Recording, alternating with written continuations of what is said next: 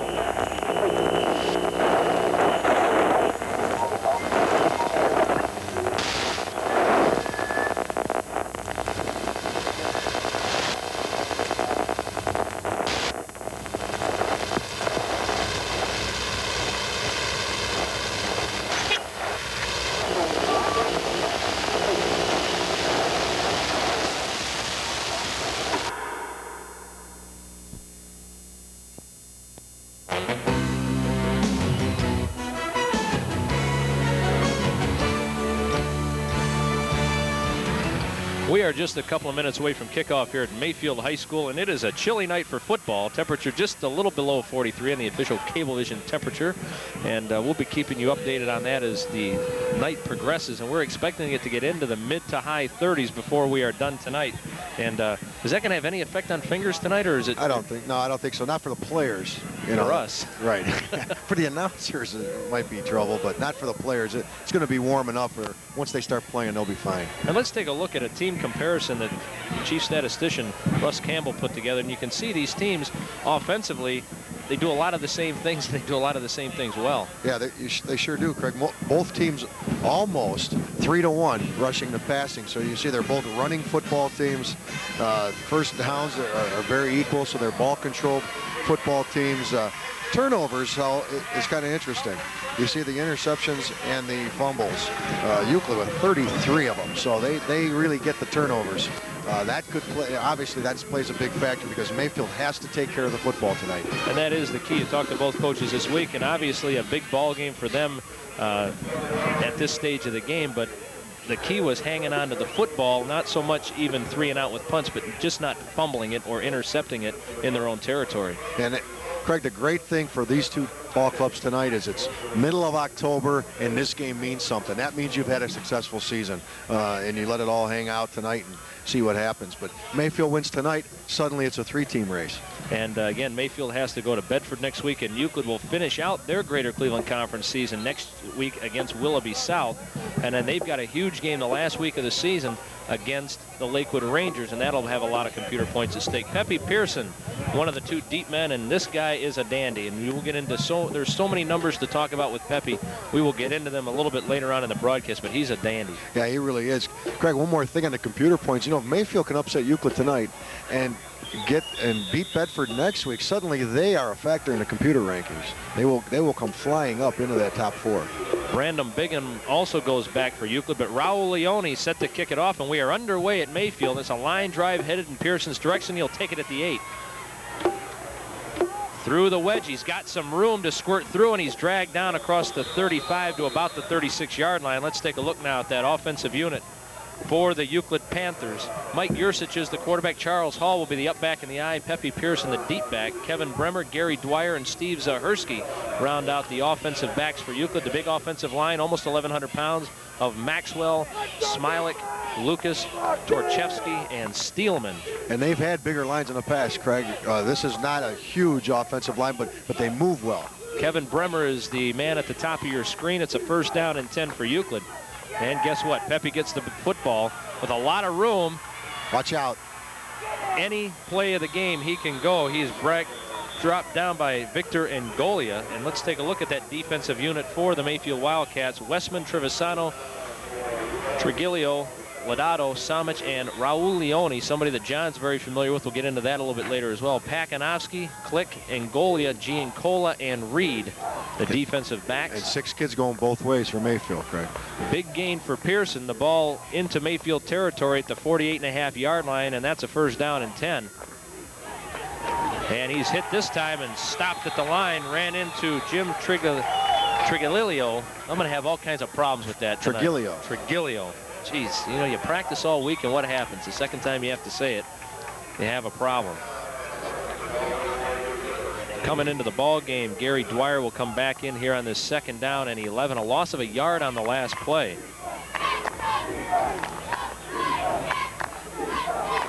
Bremer again to the far side. Dwyer comes to the near side. And it's Pearson. Huge hole on the far side, and he's into the defensive backfield. Leone drags him down inside the 35 to about the 34-yard line. And here you see Pepe Pearson's rushing stats on this season, Craig. 901 yards, 650 in the conference, so he's really turned it up since the conference has started. He had that early season little trouble with his hamstrings, and he's got that taken care of now. 10 touchdowns. And not a bad average. A little over 7 yards on the season. 1st down and 10, the ball at the 34-yard line, and Mayfield does not want Euclid to march down the field on the first drive and punch it in. Pearson again, this time over the left side, and another good run for him into the defensive backfield. Phil Lodato drags him down. And very workmanlike drive for Euclid, something they're very familiar with, giving the ball to Pepe Pearson. What Mayfield really needs to do, Craig, they have to penetrate, get into the backfield and stop Pearson before he gets going. Because if once he gets through the hole and once he gets into your secondary, it's good night, Irene. The ball is at the 24-yard line. It's a first down and 10 for Euclid, just underway here, first quarter.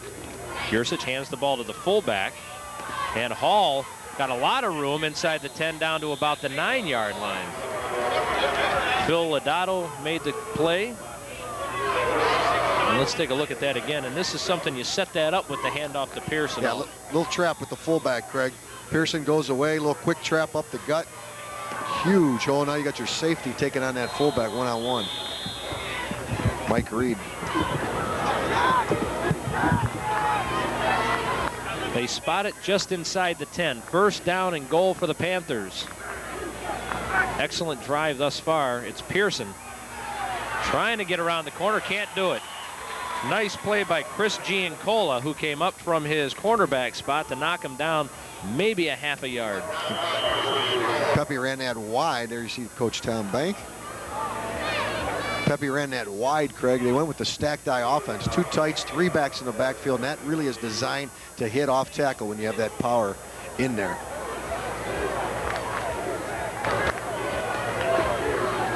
Second down, goal. And up the middle they go with B.J. Harrison, and he bounces his way inside the 5, close to the 4-yard line. That'll bring up a third down. Mark Samich on the tackle for Mayfield. From the 4-yard line, you still have to be aware of Pepe Pearson in this situation.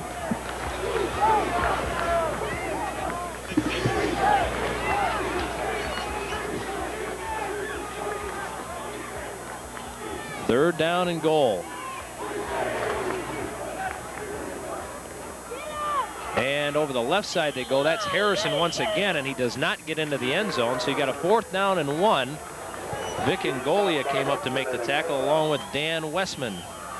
Let's watch it from the ground. Little belly series, Craig.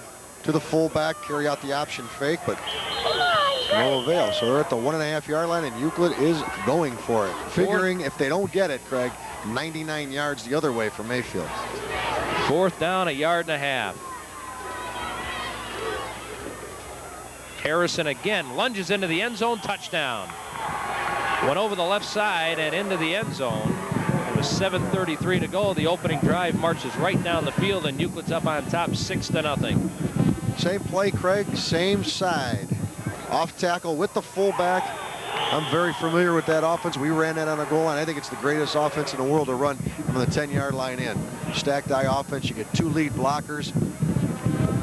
You're very balanced. Rob Harum into attempt to point after. And with 7:33 to go in the first quarter, Euclid marches down the field, punches it in, and the score is 7-0. And that's not at all what Ray Paglio wanted out of his defense. No, absolutely not. It's very important now that Mayfield's offense at least answers with a few first downs to really settle the game down. They can't go 3 and out. The stacked eye offense, getting back to that, you have the up back, the fullback, and the tailback with 2 tights. You have a balanced offense. There, you have no strength, so the defense cannot angle one way or put more people a certain way because you're balanced, and it's really effective on the goal line. Coming into tonight's play with rushing defense, Mayfield had done a pretty decent job so far, just like Euclid has done. We'll get you the official numbers in just a little bit, but we are just about set to kick off here. Rob Harum will kick off, and going back deep for Mayfield, Ngolia and Giancola headed in the direction of Ngolia, and he'll take it right up the middle and get some good yardage out to about the 28-yard line. And we'll take a look at the scoring drive here for Euclid, and it was an impressive drive at that. Yeah, 9 plays, 64 yards, took 4 minutes and 27 seconds off the clock, and B.J. Harrison with the 1-yard touchdown run on 4th and goal from the 1. There's the Mayfield offense. The one thing you'll notice about the Mayfield offense, and we'll get to them as soon as this play is done, and when you look at the backs or the skilled people, if you will, there's not a guy on the team whose name does not end in a vowel. They pitch it to Ngolia. He tries to get around the left side and might have got a yard or so. Let's take a look now at that offensive unit for the Mayfield Wildcats. Jim Mormino is the quarterback, and he's a good one. Ray Paglio really thinks that he can go places after the high school season is over. Vic Ngolia and Chris Giancola in the backfield. The flanker is Craig Barna. Raul Leone is the split end, and Joe Capretta is the tight end. And some good skilled people, but they got their work cut out for them. There's the line, a little lighter than Euclid's. Dorosky, Pakanowski, Alfieri, Samich, and Westman. They give him a gain of 2 on the last play. It's 2nd down and 8. And Mormino hides the football well, looks downfield, nobody open. He's going to have to run with the football, and maybe got a yard, knocked out of bounds by Sean Lieben, one of the defensive tackles. We ought to talk about, and when we get to the Euclid defense, which we'll do now, they've got a change at the linebacker spot. You see Lucas Reed, Lieben, and Burkett up front. B.J. Harrison, Scott Jordan. Dewan Gould is a guy that has kind of, Tom Banks had thrown to the wolves this week. Phillips, Bigham, Bremer, and Dwyer. He's a sophomore. 6'1", 185 or 180 pounds. Dewan Gould is, and he is filling in. 3rd down, 7 yards to go for the Wildcats, and Mormino to throw.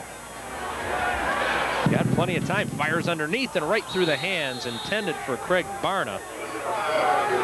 And that'll be a punting situation for the Wildcats. And again, when they go 3 and out, and that's not what they wanted. You need a good punt here. The only game that Mayfield has lost so far is to East Lake North. And East Lake North gave Euclid all they wanted and then came back last week and just got squashed by Bedford. That's why they play them. 4th and 7. Mormino stays in to punt. It's a line drive kick. And it's taken by Kevin Bremer. And not much doing as he gets the ball up to the 45-yard line, and a big defensive series coming up here for the Wildcats. Yeah, it sure is, Craig. Euclid with excellent field position at the 44-yard line, coming off an outstanding drive where they did not put the ball up in the air, ran the football right down the field.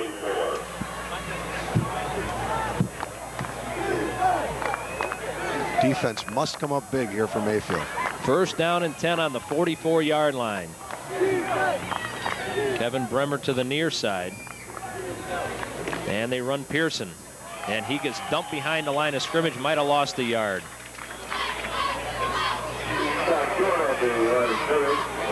Not much of a hole on that left side. And they ran the counter tray, Craig, with the tailback, faking a fullback one way, bringing the tailback back. A little slower developing, and it gives Mayfield a chance to penetrate into the backfield. Euclid with good field position, trying to take advantage of that 29-yard punt by Mormino and a 6-yard return. 2nd down and 11. Bremer again to the near side. I believe James Driscoll's in the game now to the far side. And they're going to put it up. Across the middle, and the pass is complete. About a yard shy of the 1st down, and that was James Driscoll coming up with the catch. Chris Giancola on the tackle. And you take a look at Mike Yursich on the season. Not a bad year so far. Yeah, almost 50% throwing, 555 yards, and the 4 touchdowns. And again, they're going to run the ball first. And if you stop their run there, they're going to mix the pass in there. And this is not a balanced offense. This is a run offense, and they throw off of their run. 3rd down, 2 yards to go. It's Harrison, and he's got the 1st down. They'll spot the football at the 45-yard line of Mayfield. They ought to have it by half the length of the football. Vic Ngolia came up to make the play from his cornerback spot.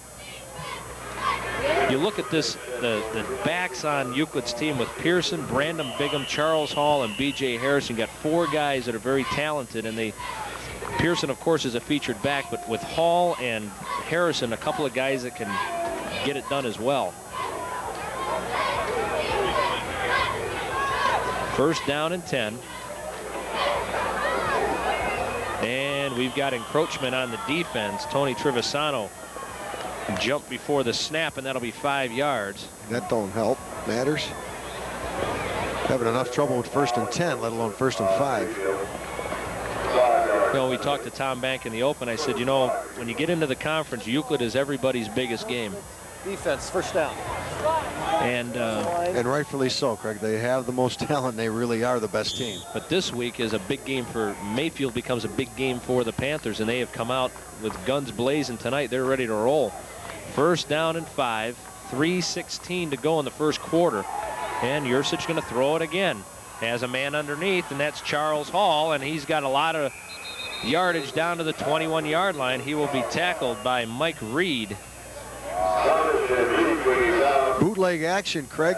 Mayfield came with an outside linebacker blitz. Raul Leone blitzing. Euclid picked it up beautifully. A nice job of picking up the blitz by Pepe Pearson.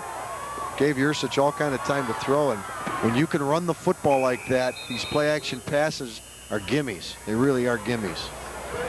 Officials blow the whistle to either set the football again or figure out. I think we got some equipment problems. Raul Leone trying to strap it back up. You're very familiar with him. He played for you 3 years ago. Played for me a couple years ago as a sophomore and 3 years ago as a freshman. He's a great kid, and we give you 100%. I'll tell you that much. Raul is a very talented young man. That was not a good day when you found out he was leaving to go to Mayfield. No, that wasn't. First down and 10 for the Panthers. Pearson tries to cut it back and gets a couple of yards. I'll tell you that so far they have been almost flawless offensively. They really have, and I tell you, they could hit another play action pass for 6 right now if they wanted it. But the quarterbacks are really biting on the run. Second down, 5 yards to go. Gary Dwyer to the far side, Kevin Bremer to the near side.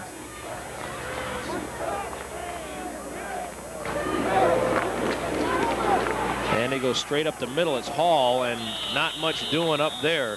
Trevisano was there.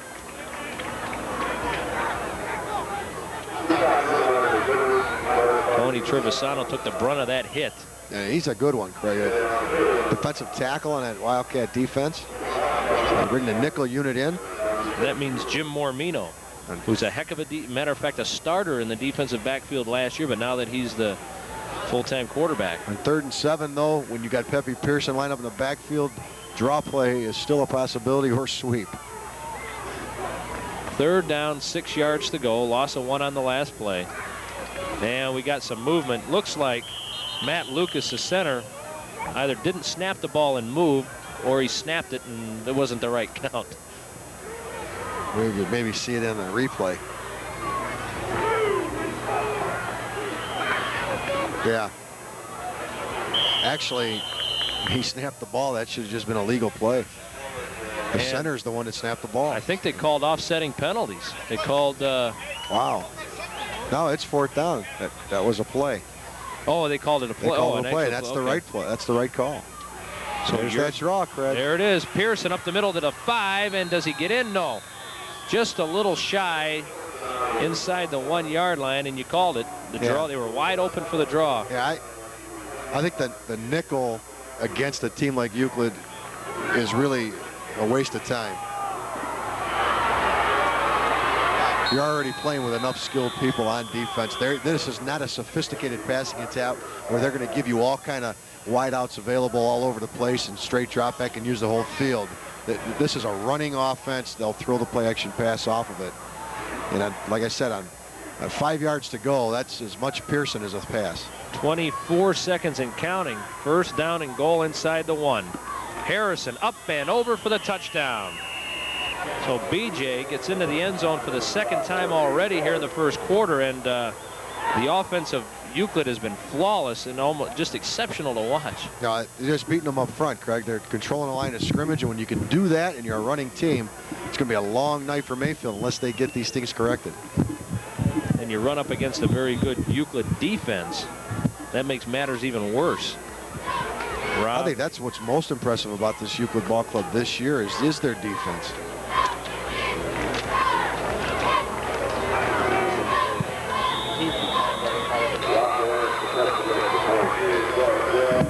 Harem's kick is good, so with 17 seconds to go. 14-0 already. Euclid leads it, and really a surprise out of the gate. You would think that the momentum You got a nice home crowd on hand tonight. The momentum of being in a big game, as you said, John, in week number 8. But Euclid's come out and just dominated so far. Now, the good thing was for Euclid is they got the football first and marched it right down and took the crowd really right out of the game. Took the emotion right out of the game. Now it's just a football game. There's no emotional preference either way now. Yardage-wise passing, Mike Yursich is second in the conference, and quarterbacks year in and year out here at Euclid with the great tailbacks haven't come up to the forefront like he has, and certainly a good weapon. Aram's kick into Ngolia's hands, and he gets stood up, spun around, and dropped across the 25 to the 26-yard line. Tackle made on the play by Scott Jordan, and Mayfield will try to get it rolling. Not even 10 yards of offense so far. Didn't pick up a first down their first drive. We're down to 6-5. This will do it. We have come to the end of the first quarter, and when you keep it on the ground and complete your passes like Euclid did, that means the first quarter goes quickly. We're 14-0. We've played one quarter here of football. We'll step aside, take a break. When we come back, the second half, or the second quarter, I should say, will begin. You're watching high school football on Community Programming Channel 24.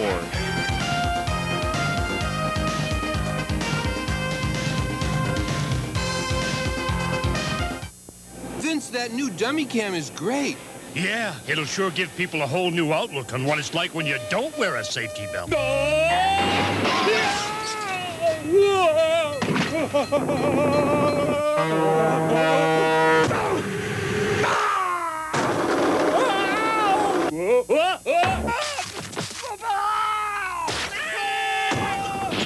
I think they'll get the picture.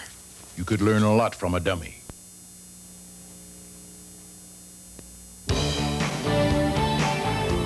$14 to nothing as we are getting ready to start quarter number 2, and let you know about our sponsors right after this play, and the folks that bring it to you each and every week. Is a first down and 10 for Mayfield, and they got to get something going on offense. Trailing 14-zip, Mormino hands the ball. That is Giancola, and he's got a couple of yards up the middle. Tonight's game brought to you, of course, as always, by Geppetto's Pizza and Ribs. First place in taste, 691-1000. Warehouse Beverage, 382-2400. Minota's Trophies and Awards. Will be handing out those awards after the ball game. 291-3210. Magnetic Springs Bottled Water Company, 431-0808. Mayfield last time went with no tight end. They split 2 wideouts and a flanker. They went with no tight end. The problem with that, if you're going to run the ball, is you really squeeze the defensive line down now.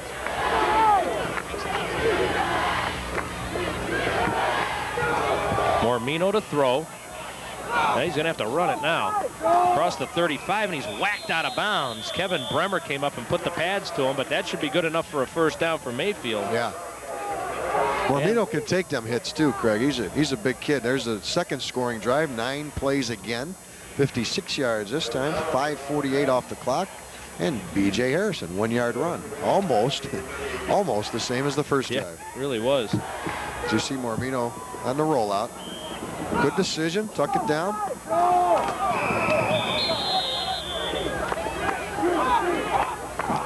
First down and 10, the first down of the night. 3 wideouts. Now they had 3. Now they bring Ngolia back into the backfield. That's who gets the football. He's got some room up the middle, and he's close to another first down before Bremer wrapped him up again. Brandon Bigham was also there for Euclid. That's going to be close. Well, he got some quick feet, huh? Yeah, he really does. And you heard Coach Paglio in the pregame, a little bit surprised of how well he has done this year from an offensive standpoint. He figured he'd be a defensive starter, but and that is a first down. So they moved the chains one more time. It's a first down and 10. The ball out at the 48-yard line. Ray Paglio, the head coach here at Mayfield, very excited about this team. He's here for his 4th season and really done a super job since he's gotten here. They hand the ball to Giancola, and he just cannot get away from Dewan Gould. And the young sophomore did just fine on that play. Yes, he did. There's a lot of team speed on this Euclid ball club, Craig. Makes them very tough to run wide against. Second down and 11 to go. Checking into the ball game for Mayfield, Brian Gard, number 26.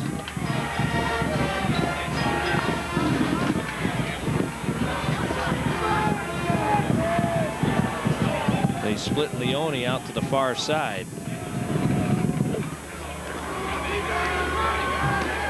And Mormino to throw. Fires it over the head, intended for Leone, and he took a heck of a belt. Upended and brought down hard on the turf, and that'll bring up a 3rd down. Mormino's been high with all his throws, Craig, so far tonight. All 3 of his throws have been high, so the ball's floating on him. He's just got to cool down the aggression there and follow through. And you see with the play fakes that he does a nice job of hiding the football, trying to freeze that defense. The only problem with that is when you're running bootleg on 2nd and 12, you're not fooling a whole lot of people. The play action pass really has to be set up by the run. Leone and Barna, and a 3rd wide out to the far side. That's Ngolia. Mormino to throw. He's got Ngolia wide open on the near side, and he runs right into Gary Dwyer like a collision course. He's hurt. He's hurt. He got a shot and may have gotten the wind knocked out of him. Yeah. Let's hope that's all it is. Great job of holding on to the football, though. Watch it again. Watch it again. Craig, they roll right with the trip receivers, and they throw all the way back. Well executed football play. And there's nobody there. Oh. You heard the pads on the replay there. And he goes down on the turf, and with well-conceived play, good execution.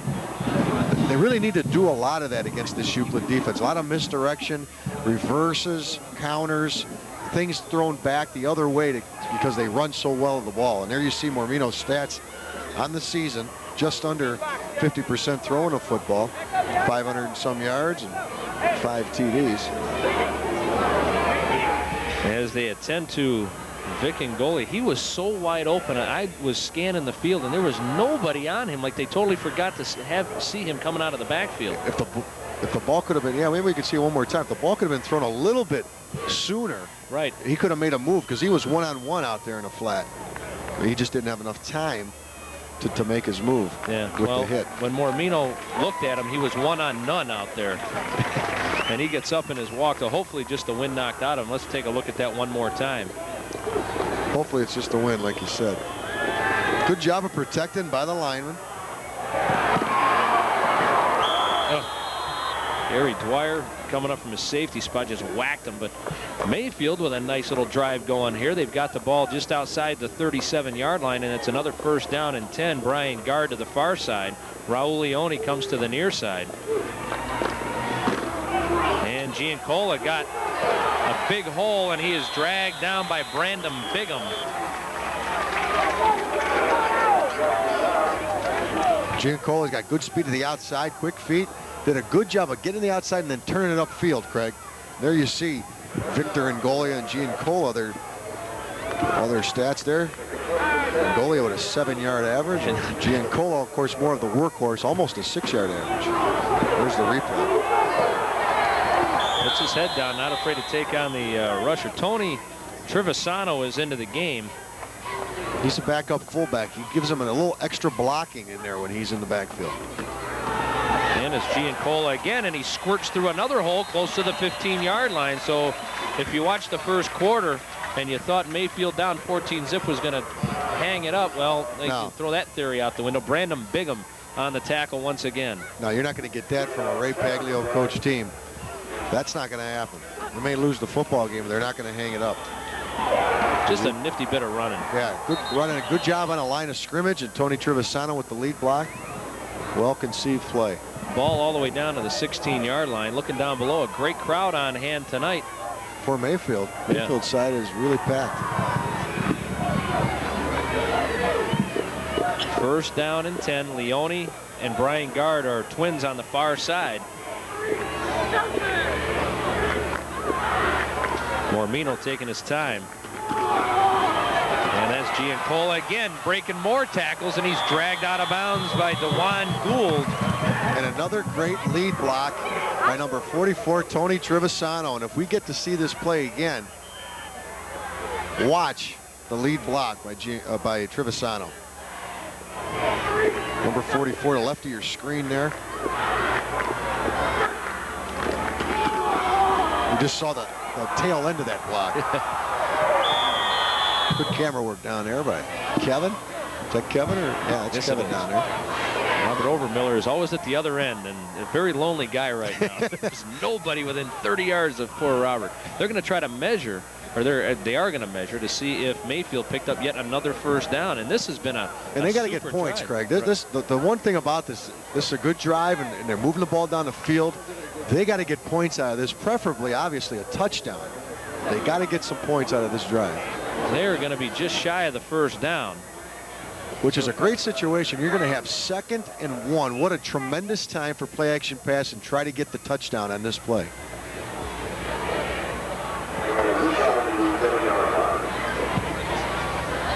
Couldn't ask for a much nicer night for football. We got one thing, John, you haven't been with us for football for 3 or 4 years. If they score, Mayfield, 30, 40 seconds later, there's going to be a large bang at the one end of the field. Don't worry, it's just the cannon, and I think it's shooting blanks. At least I hope it is. Don't jump out of the press box. Oh, I tell you, every year I'm prepared this year.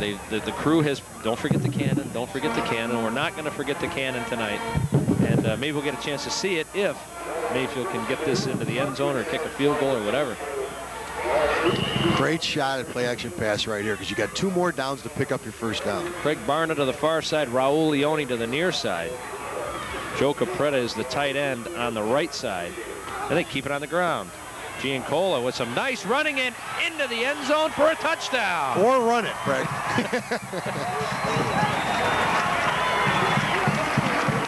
That was a great job of running by Giancola. He set up his blocks, made a little stutter step as you watch it again. Watch it right there. Sets up the block by Trevisano perfectly. Gets into the end zone. And the linesman right there to make the call, Raul Leone.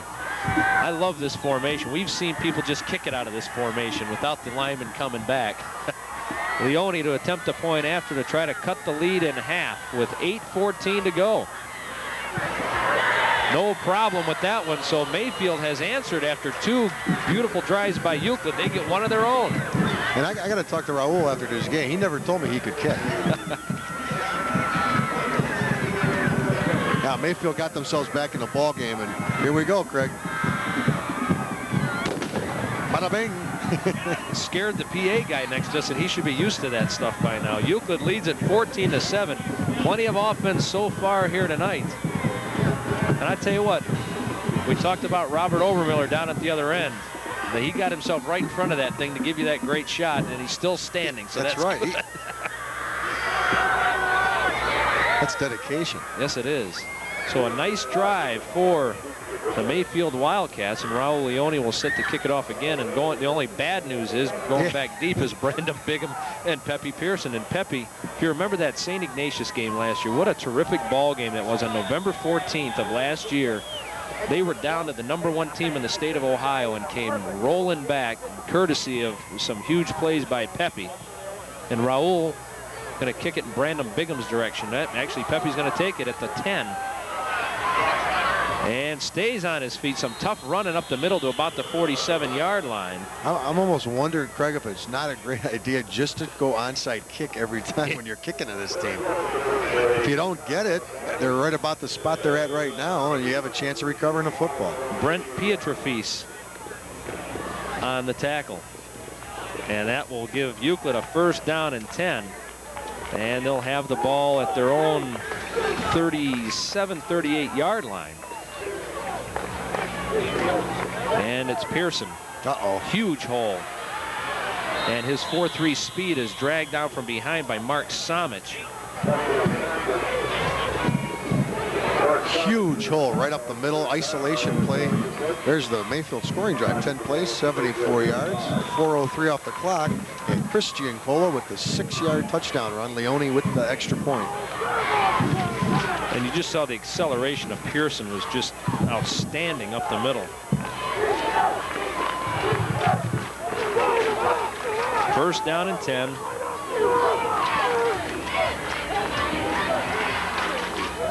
Pearson again. Raul Leone grabbed him behind the line of scrimmage and drove him down to the deck. Dan Westman was also there for Mayfield, and little or no gain on the last play. Yeah, I think he lost a yard on that play.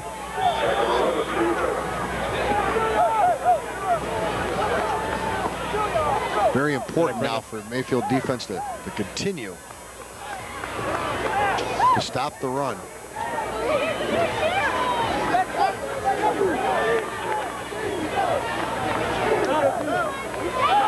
Second down and call it 11. Play action by Yursich. Has Charles Hall wide open underneath, and he will be stopped shy of the first down. Coming up to make the initial hit was Craig Barna, and Hall will be shy by, no, actually he's close to a first down. He may even have it. I think they're going to have to watch this again. Outstanding play fake by Yursich. And again, Craig, an awesome running attack. That's like stealing when you go play action pass like that. Well, it sure looks like a first down from where they spotted the football, but they'll drag the chains on the far side just to make sure. Big ball game like this, you don't want to take anything for granted if you're an official. And so far, these guys have been pretty flag free. And they get it by the nose of the football. So Euclid's drive continues. We're down to 6:29 to go here in the first half. 14-7, the Euclid Panthers lead the Mayfield Wildcats. Craig Diesel along with John Kramer, statistician Russ Campbell, spotter Larry Strell, and a cast of thousands. I mean, every week we go somewhere, we keep adding more people. It's a good thing the press boxes keep getting bigger as we go through the schedule, because I don't know where we put all the people. Got to thank the good folks at Euclid for helping us fit Russ next to us in their little camera booth here. Thank Alan and his boys that take all the films every week, and got to thank Jim Grinstead also over at Euclid for providing us with all the numbers you've seen tonight and another million that we haven't showed you, because if you want to know if it's happening in the GCC, he'll tell you. Straight up the middle they go. It's Charles Hall. Oh, check that. B.J. Harrison back in the game. He'll get a couple of yards. 2nd and 8 now. Now's the time, Craig, to lock up on some man-to-man and go with the blitz and try to get Euclid in a 3rd and long situation. Darnay McKinney goes to the far side. Harrison remains the fullback in the I formation. And they run the option. They pitch it to Pearson. Nobody fooled. He puts it on the ground and is able to cover it back at the 40. Vic Ngolia came up to cover Pepe Pearson, and that nobody bit on that option play. Mormino gave it up, or I should say Yursich gave it up a little bit too quick. Oh, absolutely. You got to really take that right to the tackler and take the hit and then pitch it.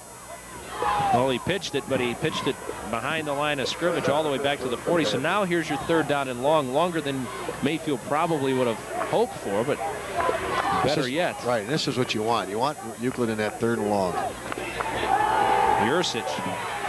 They set up the screen, and catching it on his rear end is B.J. Harrison, and guess what? That's a loss of another 2.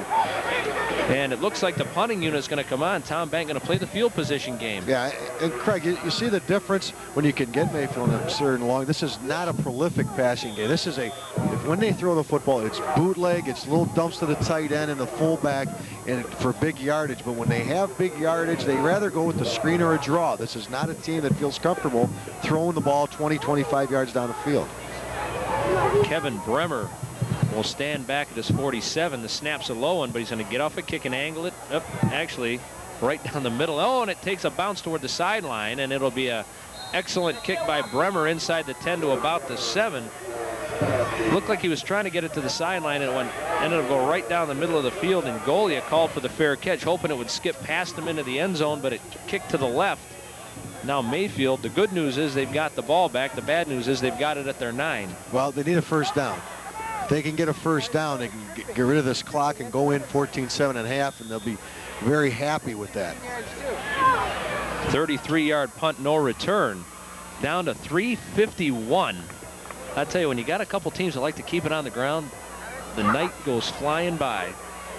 Craig Barna to the near side. Raul Leone to the far side. The ball's at the 9. It's a 1st down and 10. And another big run. This time it's the fullback Trevisano. Huge hole up to the 25, so there's your first down, but more than that, you've got excellent field position now. Gary Dwyer came up to make the play. Craig, the thing that Trevisano gives this team that Giancola and Ingolio can't give them is power running, as you see him there. Not only is he an excellent lead blocker, but he runs hard and he can break tackles through the line.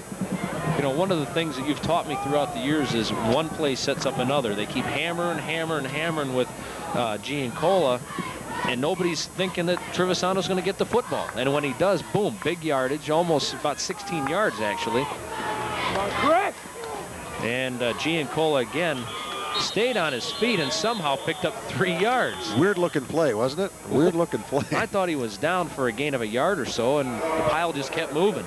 A lot of cross buck action. What I mean by cross buck, the backs go opposite ways. They cross each other in the backfield, and they run that series, and you don't know which guy's going to have the ball, and they try to keep you off balance with that. Dewan Gould came up to make the play. We've got a timeout down on the field. Officials timeout. Trevisano comes off with some helmet problems. Don't forget about our good friends at Geppetto's Pizza and Ribs, the first place in taste. Give them a call, 691-1000. Then go right across the street and go to Warehouse Beverage, 382-2400 for all your beverage needs. After this one, we're going to give out, I'm going to notice, trophies and awards, players of the game for both teams. And Magnetic Springs Bottled Water Company, 431-0808. For the people that don't recognize Mayfield not being in the I formation, because they have been an I formation team since the inception of the school. Such great tailbacks is really they have 2 tailbacks and they don't have the true fullback. They run a counter. This is Ingollia. Nothing. Coming up to make the play, B.J. Harrison. Coach Paglio toyed with the fact of what they were going to do in the backfield, and the fact that they had 2 tailbacks, they went split backs because neither one of them is a fullback type. Trevisano is a true fullback, but he plays defensive tackle, and there's no way he can go fullback and defensive tackle and be effective. Not banging heads with the guys he's banging heads with tonight, especially. So he spots them when he can on offense, gets him into the ball game. Raul Leone to the far side, I believe is Barna. It's either Barna or Guard in there. Mormino rolls out. He's got all kinds of time. He's going to have to keep it and run with it. Going for the marker, and I think he got it. Think he might have got the first down. A flag comes flying in on the far side. He might have gave up on Leone a little too soon. They ran a little comeback pattern. Leone slowed down, and then he went deep. Captain White! And it's against Mayfield. Yeah. A clip is the preliminary indication. You see that piece of laundry on the far side? Yeah, if we see the play again, maybe we'll catch the clip. Minute 48 to go here in the first half. They're going to march it back, and that's not good news for Mayfield. Now you might be inclined to run the clock out and go in at 14-7. You get Don't the football, make the big mistake. and you get the football back if you're Mayfield. Right. Offense. Repeat third down. So the ball goes back to the 20-yard line. They have to get to the 35-yard line for a first down. Let's take a look at that last play, see if we can pick up that clip.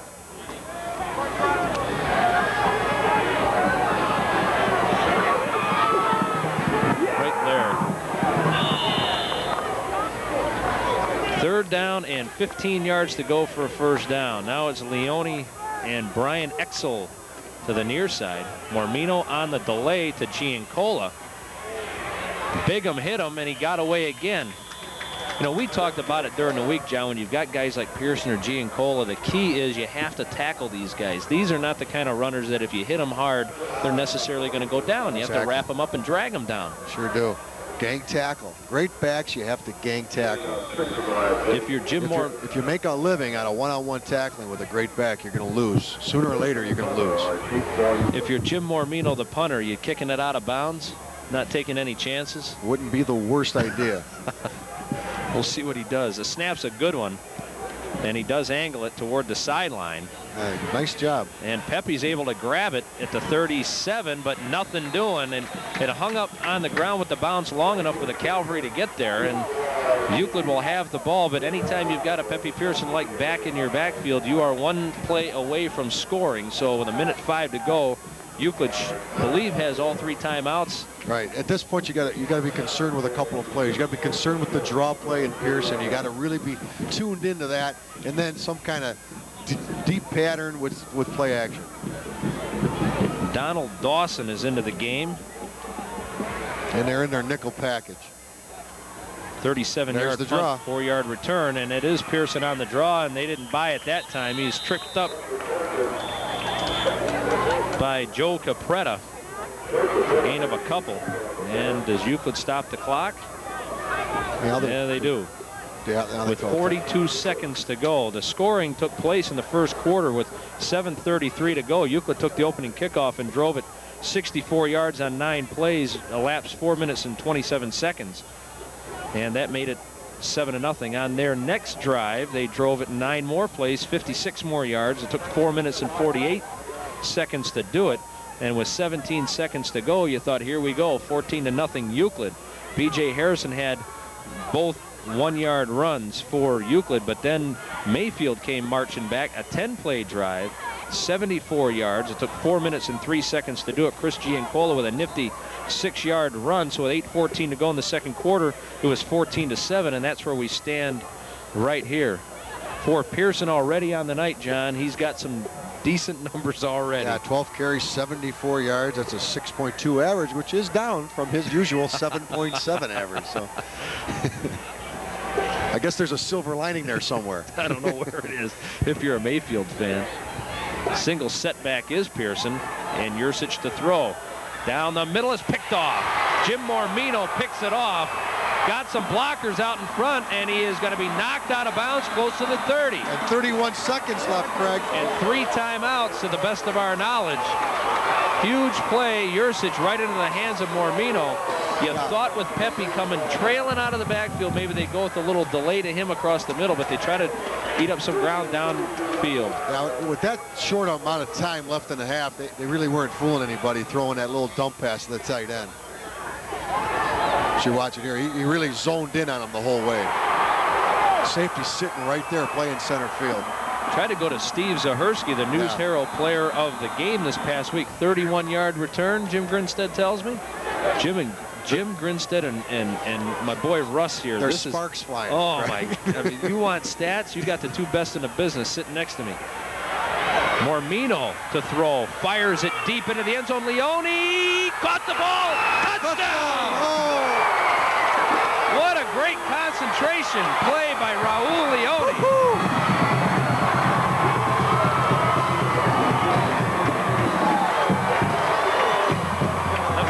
Tell you the story right now. Watch. Oh, I tell you, when we get a replay of this. Oh, man. Oh, my. Here it is, Craig. Watch the nifty job Mormino does to get away from that rush right there. And watch the concentration on Raul. Leone's point after is good, and with 22 seconds to go, we are even Steven at 14-14. And I tell you what, got it. Kevin Bremer, the safety, made a darn good play. Came up, tried to bat the ball away, was right there.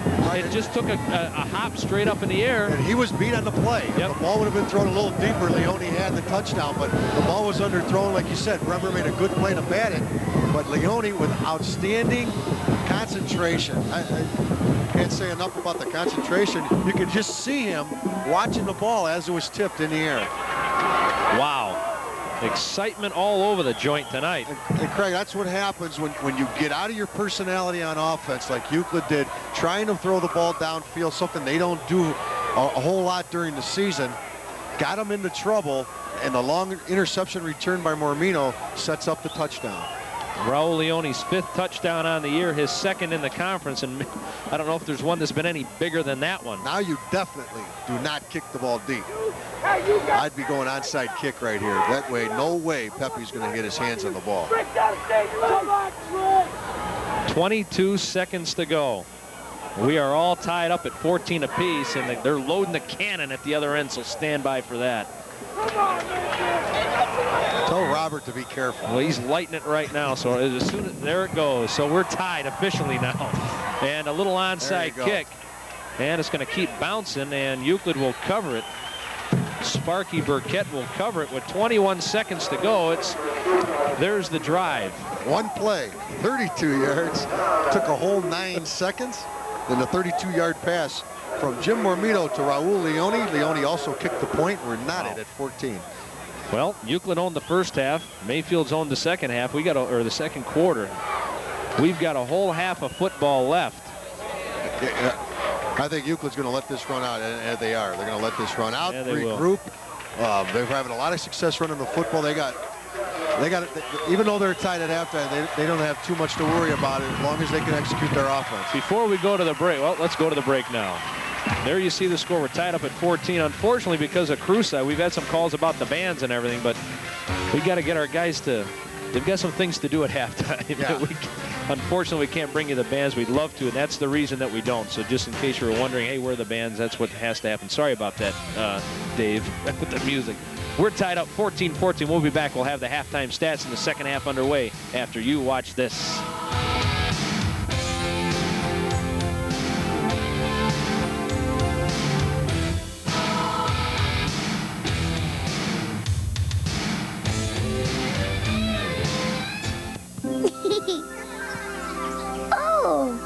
Hey, what's going on? Shh, Smokey's coming.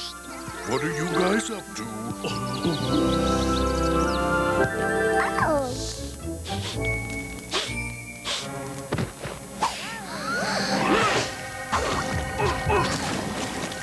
Be careful with matches and campfires. Remember, only you can prevent forest fires. Sorry, force of habit.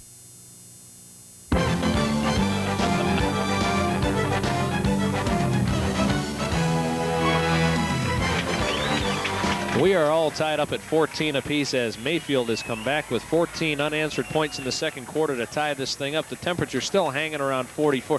Actually, I think because of the way it's gone, the temperature's gone up to 45 now, and that's just the crowd excitement below. And we've got a heck of a crowd on hand tonight watching what started out to be an ugly one. It was 14-0. Euclid did such a super job. Looked unbeatable on offense and the same on defense, but has been quite a turnaround for the Mayfield Wildcats. And let's take a look at the halftime stats. A tale of two quarters there in the first half. You see the stats are really even. The stats definitely reflect the score. As you see, total yards are very even. Euclid the edge in rushing yards by 20-some yards, but Mayfield the edge in the passing yards. Neither team has thrown the ball much. And the one turnover, the interception by Jim Mormino, returned to 31 yards and set up the second touchdown, the pass to Leone. You see very few penalties tonight. That's what we like to see also. Yeah, exactly. Taking a look at some of the other stats that you're not going to get a chance to see, but I will let you know Euclid ran 27 plays to Mayfield's 20. Time of possession, if you're into that statistic, some people are, some people aren't. 15:04 for Euclid, 8:56 for Mayfield. John just shaking his head, so where are these numbers coming from? Let's see, third down conversions. Both teams not too hot. 1 out of 4 for Euclid, 1 out of 3 for Mayfield. And let's see, fourth down conversions. Euclid's 2 out of 2. Mayfield hasn't tried it. There you see the Euclid Panther fan on there. It's a nice flag. That is. A big E on there. We got some individual stats. We got the rushing. Christian Cola, 8 carries for 52 yards, 6.5 a clip, and Pepe Pearson had 74 yards on 12 carries in the first half for 6.2 yard average. So a couple of good running backs having a good first half. There's a guy who got a good workout there at the half, and to start the second half, Mayfield will get the football, so that's good news for them. And really, they put together quite a second quarter. And now, what was Euclid thinking going in at halftime? They had to be kicking themselves, no? Yeah, but you know, you can't cry over spilled milk, and you got to forget about that. They had a lot of success running the football in the first half, and that's what they got to get back to. Craig, that's their offense. That's what they do well. Mix in the play-action pass when it's not third and long and second and long. Mix in the play-action pass when they're not expecting it. You can get some big yardage on that, and they'll be fine offensively if they just keep blocking the way they did in the first half. And Jim Mormino with the touchdown pass in the first half, as well as the big interception. And we talked about it. It was funny when he came in on the nickel package early in the game. We said they'd really like to use him back there more. And Ray Paglio told me, he goes, well, shoot, we're in week 8 already. We may as well just play him all the time back there because he's such a good defensive back. And he came up. It wasn't a badly thrown football, just a good read on his part, cutting in front of the tight end Zahersky. Now, the ball was thrown well, thrown into coverage, though. They were in a 3 deep. kind of a prevent situation with only a minute something left in the half, and he threw it right to the safety. And Golia goes back deep along with Giancola, and it'll be Chris Giancola from the 5. Burrows his way to about the 26, 27-yard line, and that's where Mayfield will take over. Jim Mormino is the quarterback. Have to see who they bring in to play the other running back. I believe they're going to hang with Angolia and Giancola. Tony Trevisano got a lot of work in the first half and really rose to the occasion, really helped out that running attack. Yeah, he really did. His lead blocking, and then they even gave him the ball the one time, and Euclid wasn't expecting it. Picked up some good yardage. The ball is on the 27-yard line. It's a first down and 10 for Mayfield as we begin half number 2. And, of course, the halftime stats courtesy of Russ Campbell. Giancola for not much room on the left side. Al Phillips helping out on the tackle there, along with very important, Scott Craig. Jordan. Very important, Craig, for Mayfield to move the chains here. They got the ball to start the second half. If you go 3 and out, it's just like you didn't even get the ball to start the second half. It's very important to take advantage of the fact that they did get the football to start the second half. Brian Exel checks into the game. He comes to the near side, Leone to the far side.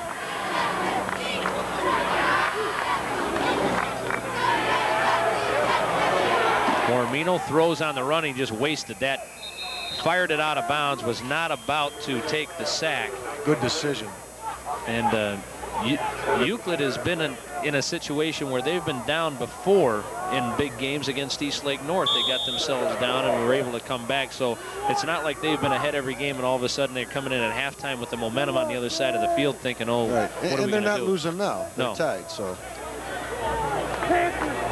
3rd down and 8. Quarter number 3, Craig Dees along with John Kramer, statistician Russ Campbell, spotter Larry Strell, and now we're up to, I think, cast of 2,000 up here in the booth. It's the warmest place in the park tonight. Mormino rolls out, does a good job of avoiding the rush, and the pass is complete on the far side, and it's picked up by Angola.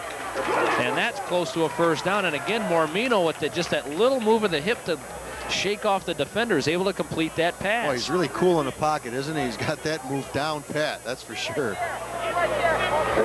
And they are more than likely going to measure this thing, I'm sure.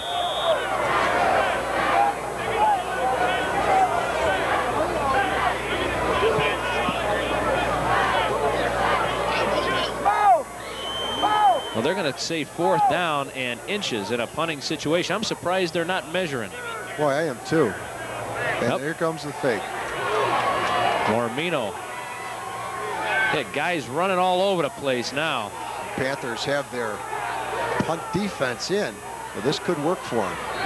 And a delay. That's what they were trying to do. They were trying to draw the defense off, and the concentration of the Panther defensive line holds the fort. I know that'd be tough to gamble at that part of the field, this big of a football game, but boy, you know, Euclid really, they had their punt defense in, and there was room there to pick up that yard. Even a quarterback sneak with a strong kid like Jim Mormino. Less than a yard. So 4th down and 6 now, so Mormino stays in to punt the football. And he gets it off. Oh, he shouldn't have avoided the rusher. And Pepe will let it bounce inside the 30 and down to the 26-yard line. So Mayfield at least has picked up some yardage. Did you see that, Craig? Yeah. He avoided the rusher. He might have been able to get a penalty out of that. Don't know if the rusher had enough momentum to actually knock him on his keister or not. There's some Mayfield fans. So Mike Yursich will come in and try to get this Euclid offense back on track. They haven't scored since the first quarter. Gary Dwyer goes to the far side. Kevin Bremer to the near side. That was a 41-yard punt by Jim Mormino. And it's Pearson. And he waited just enough for the hole to open up, and he's got a lot of room across the 40 and stays, well, actually bounced out of bounds. Where are they going to mark it? They're going to mark it down at the 47-yard line of Euclid, and that's a first down. If you get a chance to see this again, he almost stops coming through the line. Yeah, he kind of hid in the hole, Craig, until he saw the opening and then broke it to the outside. Kind of set the defense up a little bit. You watch it here. Doing a good job of changing hands with the football, then hanging it out to dry. First down and 10. Ball's on the 47-yard line. It's Pearson again. Breaks a tackle. Flags fly, probably a hold. And Pearson rumbles down to the 42-yard line.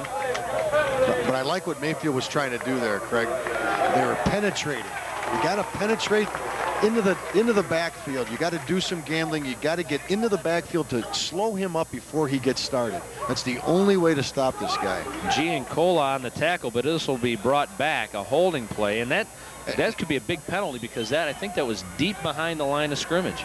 They'll end up being, I think, a 16-yard or 11-yard penalty. No, not that deep behind the line of scrimmage, right. Then. About 1 yard. Holding, offense. The other thing that penetrates. Repeat first down. Excuse me. The other thing that penetrating line play will do, Craig, is pick up some holding calls. But this is only first down, so Mayfield's got to remember the run here still. Darnay McKinney into the ball game to the far side. They pitch it to Pearson. And good individual effort there. He's brought down across the 45, about the 46-yard line. Tony Trevisano was among 3 or 4 tacklers over there. Also out there was Vic Ngolia. Second down and 11 now, so give him a gain of about 9 or 10 on the last play. Mayfield should be aware of play action pass now. McKinney to the near side, and Gary Dwyer goes to the far side. B.J. Harrison is the up back in the I formation, and that's who gets the football. And he's got some speed along the far side, and he'll be a couple of yards shy of a first down, but a nice second down run by B.J. Harrison. Phil Lodato on the tackle. What they did, Craig, they went with a trap play to the fullback. They faked the sweep like they were going to toss it to Pearson and then came back with the fullback on a trap. Very effective. When you got the sweep working, that play becomes very effective. Down to 7:45 and counting here in the third quarter. We are all tied up at 14 apiece. Mayfield hosting Euclid. And if Euclid wins it, they're certainly in the driver's seat. With Willoughby South on the schedule next week, their league season will be done after that. Pearson gets dragged down from behind. Phil Lodato got a handful of jersey and just would not let go. I think they still got the first, though. They'll have to measure, probably. I think he got it, though. First down. That is a first down. Lodato, if he could have yanked them back, might have saved it. From all the way from the backside.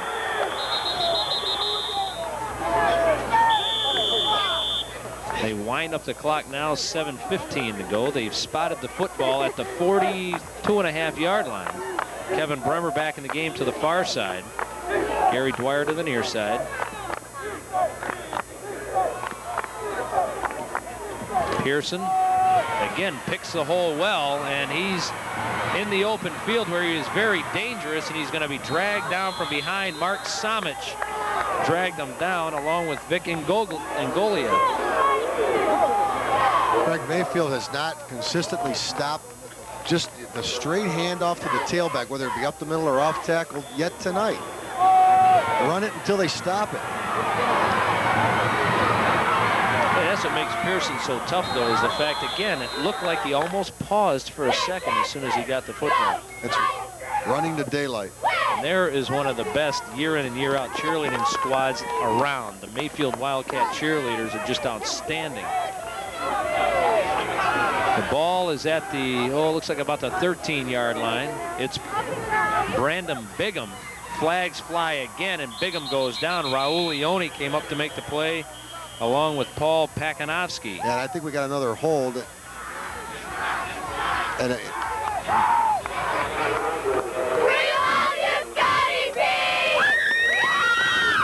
they all know him. I've lost a lot of respect for the Mayfield cheerleaders now after that. Scotty P, the most loved man by cheerleaders around. Looks like Mayfield coming with their nickel package, Craig. I don't know. This is still, it's going to be first down, and it's still going to be a running situation for Euclid. And I don't know if I'd bring my nickel in at this situation. Well, they're going to run the football, and they're going to kick a field goal. Euclid's brought their dollar into the game, and that's Pepe Pearson. He's back in, and that'll march Euclid back to the 26-yard line. They've got to get all the way down to the 3. Unsportsmanlike conduct on the offense. Player is ejected. Second down. I wonder who. Well, we'll try to figure that out by the lineup. Somebody was ejected from the ball game. We're trying to find out who it was. Okay. First down in a bundle. Pearson breaks a tackle and tripped over about the 26-yard line. He looked like he just tripped over the line, brought down from behind by Craig Barna. And we're just trying to decipher who was thrown out of the game down there. It's hard to say. We'll try to get some word from the sideline. Maybe the referee can tell Robert Obermiller who is out. We don't see Doug Torshevsky on the field right now. Now the right guard is into the ballgame right now is number 55, Joe Carbinas. So it was Torshevsky that was thrown out as much as best we can tell. Beebe across the middle, right into the hands of Gary Dwyer, and Dwyer did he fumble the football? Who's got it? It's going to be short of a first down no matter who gets the ball, but we'll have to wait and see. I think Mayfield had it for an instant, but I think Euclid ended up getting on it. Yeah. Joe Capretta was the man who was signaling for Mayfield that the Panthers had recovered. Third down inside the 10-yard line. Yeah.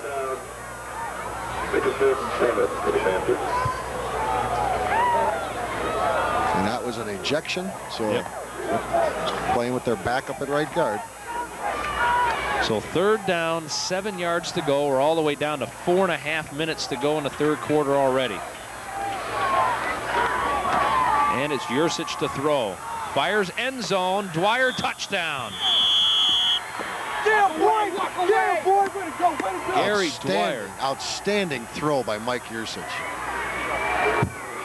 Craig, that was about a 30-yard out when you add up where the ball was placed, almost on the left hash to throw the ball all the way across the field. And he threw it. Look at that. The ball is in on the left hash. That is a long throw. And that ball is right on the money. Perfect timing. And I see that Robert took a little tumble down there, scraping himself up. Rob Harem with the extra point, and it is good. With 4:29 to go, Euclid has bounced back out on top now by a score of 21-14. I wouldn't mind just seeing the end of that touchdown play one more time. I didn't know that was coming, but Robert has taken off the tribe hat and everything. I think he lost his hat and everything. It's a tough job down there. Craig, that was outstanding timing on that play, because that's the deep out. The timing has to be perfect because the secondary does have a chance to recover. But if you throw it at the right time, it's unstoppable. Well, Yursich has a very good arm. Yeah, baseball he sure player. does. And surprised they don't throw more with what I've seen of his arm tonight.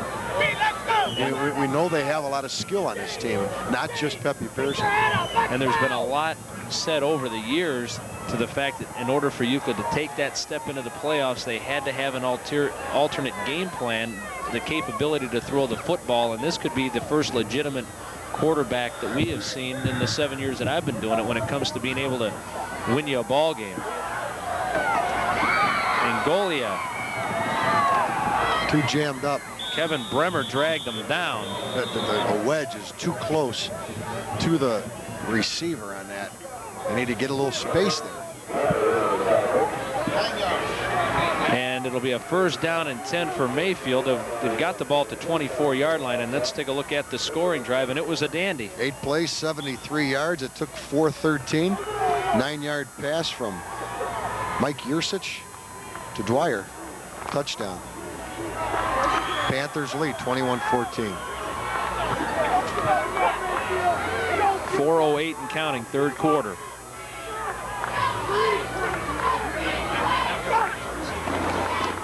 Giancola got a hole up the middle across the 30. Nice pickup on first down of about 6. Duan Gould on the tackle. I wonder if we're going to see Tony Trevisano back in the backfield again, John. I know that it's tough going both ways against a school like this, but this is your season in a nutshell right here. Oh, I think you'll see Tony spell in with the other 2 backs just like they have all season. They just to play every down at fullback and then to play every down at defensive tackle is really hard. Raul Leone goes to the far side. And that time it was Ngolia. I think he's got a first down. Yeah, sure looks close. Mayfield's done, after that first drive, they've done a pretty decent job of moving the ball tonight. Actually, against a couple of teams that defensively are so good, both teams have done a pretty good job of moving the football. And this time we are going to see the chain gang come on out. 3:09 to go, third quarter. Euclid now leading by a score of 21-14. And that's looking like a first down for the Wildcats. Important to answer back again. You don't want to go 3 and out after a score. You want to get the ball and show that you can do something with it. Brian Exel comes into the game, and the damage report from down below is that Robert's headset was sacrificed. Pass behind the line to Leone, and really gets a yard out of what could have been a loss of a couple of yards. That was almost a lateral. Yeah, they went with the quick screen, with the twin set. The other receiver blocks for him, picked up a few yards. Like to see Mayfield do a little more of that 3-step drop, quick pass. Mormino has a nice arm, and it's a good way to offset the offense that they have in place here. Brian Gard now into the game for Mayfield. Leone to the near side. Gard goes to the far side. They stick with Chris Giancola, number 30, and Victor Ngolia, number 2. Good block by Ngolia, and that springs Giancola. Turns the corner, flags fly. Leone, a couple of number 9s hooked up, Leone and Brandon Bigham. Actually, there's 2 flags on the play. There's one all the way back at the 38-yard line. A couple of holding calls, I believe. And that is the call. Yeah. A couple of them. Well, the one inside was thrown awful late. The runner was already downfield, and they got Leone over here in the flank. I didn't really see it there. We probably had a bad angle, I guess. Well, that'll march it back 10 yards. Well, instead of 2nd and 8, we'll have 2nd and 18. Come on out! Come on out! So 2nd down and 18 await the Wildcats. Holding on the offense, penalized from the farthest spot in progress. 2nd down. Remember, in high school football, they penalize from the spot of the foul, and they obviously don't want to take the penalty from the downfield hold. You're going to take it from the one near the line of scrimmage to get the optimum distance for the defense. Mormino rolls out. Now he's going to run. He's got a huge hole. Puts his head down and barrels his way.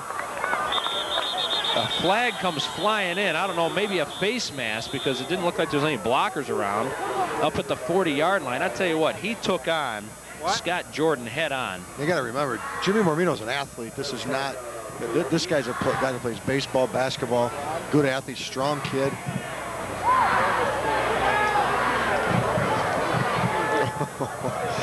That's the headset. They used to have a connector. Not anymore. Not anymore. And there is a flag, and it is against Euclid. The fans below are excited about the possibility here. Yeah, although they're talking to the Euclid players, I don't know. I think you might be right, John. I thought the crowd below reacted to the initial signal. I didn't see that. Might be a clip. I don't know. Although now Euclid's defense is moving backwards, so.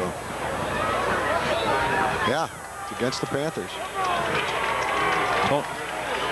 Might be another personal foul. I think it might have been a face mask. It came in awful late. Clipping against the defense. 1st down. What that could be, Craig, is a defender pushing an offensive blocker who's not facing him in the back and knocking him over. That is illegal, even when you're on defense. It's not something that's called often, but it is a penalty. The ball's at the 45-yard line. First down and 10. Giancola gets whacked. Coming up once again was Scott Jordan, the middle linebacker. And he is the heart and soul of that defense, playing that middle linebacker spot in the read 4-3 that Euclid runs. That middle linebacker, his job is to go sideline to sideline and make tackles. And Scott Jordan does that very well for the Panthers. Tom Bank will tell you the two guys that really spearhead this defense, Scott Jordan, the middle linebacker, and Sparky Burkett, defensive end. Number 83, he's on the far side. And he leads the team in sacks, Sparky does. Second down, a little less than 10. Tight formation and a counter. And nothing doing for Victor Ngolia. Mr. Jordan met him again at the line of scrimmage. And maybe he didn't buy that counter. Not at all. No gain on the play. Third down and 9. We're down already to 26 seconds to go. So Scott Jordan has taken this series into his own hands here and said it's about time we stop Mayfield. Down to 12. I wonder if they've got a chance to just let the clock run out and take the timeout. Not sure. They're spending a lot of time in huddle, so they must have enough time. Yeah, we're down to 2. All right, that's going to do it. We have come to the end. Oh. What do you do? There's no time on the clock. I don't know if he got it before the end of the quarter. Well, we'll have to wait and see. Well, that was Cormino thought about a timeout. Nope, they're going to call the end of the third quarter. Yeah. Lucky for Mayfield. You heard a collective oh in the stands below. Well, Euclid leads at 21-14. We'll be back with the fourth quarter. You're watching the Cablevision High School Game of the Week on your community programming, Channel 24.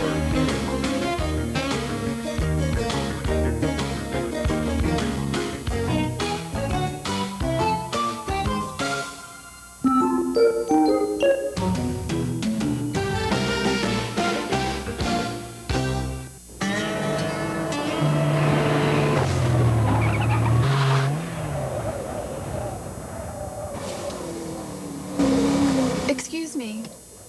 Do you wear your safety belt?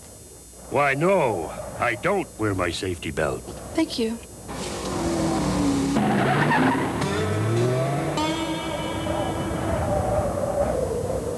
You could learn a lot from a dummy. Buckle your safety belt.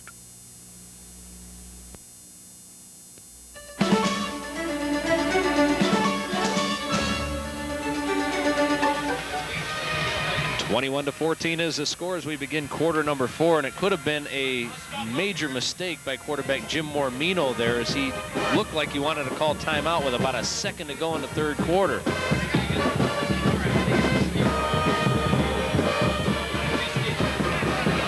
The ball is spotted at the Euclid 44.5-yard line. It's a third down and 9 for Mayfield. Fourth quarter begins. Mormino fires, has a man on the underneath side. That is Craig Barna, and he is knocked down to the ground. Coming up to make the play for Euclid was Al Phillips, and that's a first down. Mormino had the happy feet going. He wanted to throw the ball in the worst way, just couldn't find anybody. The offensive line did a great job of giving him a lot of time, and that rollout provides him with some extra time because the linemen have that much farther to go to get to the quarterback. But the offensive line did an outstanding job. Chris Dorosky, Paul Balanovsky, Dan Alfiria, Mark Samich, of course, and Dan Westman. First down and 10, the ball to 29-yard line. This time it's Giancola over the right side to about the 25. Gain of 3 or 4 on the play. Willie Reed on the tackle. Before we go any further, a special happy birthday wish to Kevin Strell, big high school football fan and friend of the Cablevision crew.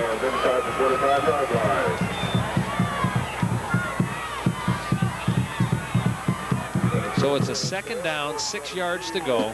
Fourth quarter, twins to the right side, Leone and Brian Exel. Or I should say to the left side. And this time it's Ngolia, and he's got some room close to the 20-yard line, so third and short coming up. Same backfield action on that play, Craig. This time they fake it to the first guy, give it to the second guy. There you see our sponsors. Don't forget, coming up after the game, we've got the Minotis Trophies Players of the Game. John's going to pick those tonight, and to see what happens with that. And we'll also have the coach in the coach's corner. And I tell you what, Ray Paglio said, you know, every time you guys come out, I've been on the coach's corner. So he's hoping that the streak continued. I even heard him knock on the wood of the kitchen table when I talked to him this week. 3rd down and about a yard and a half to go, and this is a big play early in the 4th quarter. The thing is, right now you're thinking 2-down territory. You got 2 downs to get this. Long count by Jim Mormino, and he takes a timeout. Thought about picking it up the easy way by drawing the defense offside, but that is twice now they've tried that, and twice Euclid has hung in there. At this point in the game, from a coaching standpoint, you're in conversation upstairs and you're talking to yourself now, when you're talking play selection, is what are we going to do on 4th down if 4th down arises? If we're going for it, then it's 2-down territory. We're going to run the ball twice and pick up that yard and a half. See Ray Paglio again in his 4th year here at Mayfield, and 7-3 last year, comes in 6-1 overall this season. Really,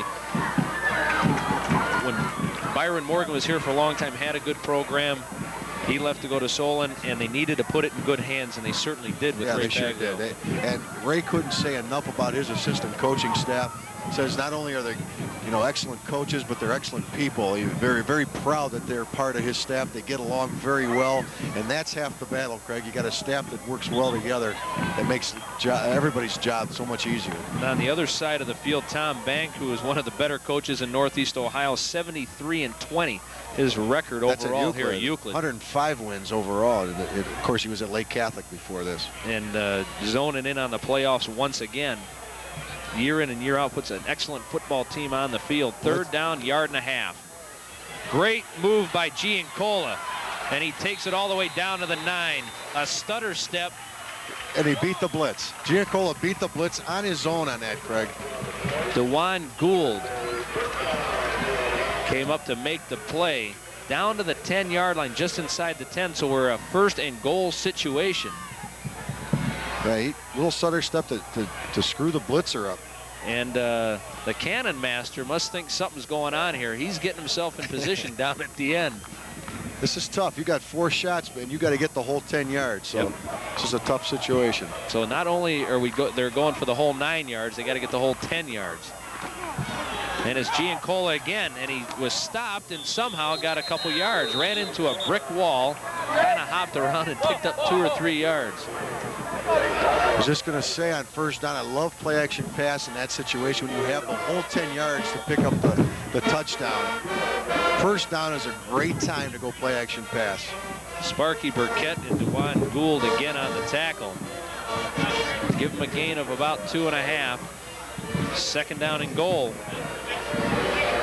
9 minutes to go in the ball game, and Mayfield is knocking on the door, trying to come back from a 21-14 deficit. Also, when you got a guy like Mormino who can roll out and give you that run pass option, that's tough on the goal line. And flags fly. What do we got? Delay? No way. That would be a tough call. That's a delay. Oh.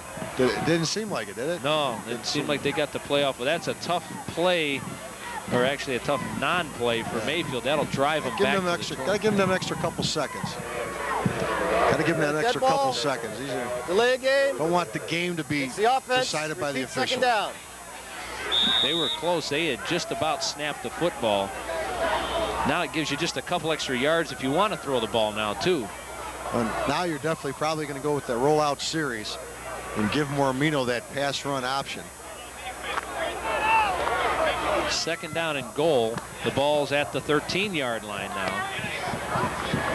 Leone to the far side along with Craig Barna. And there goes Mormino rolling out.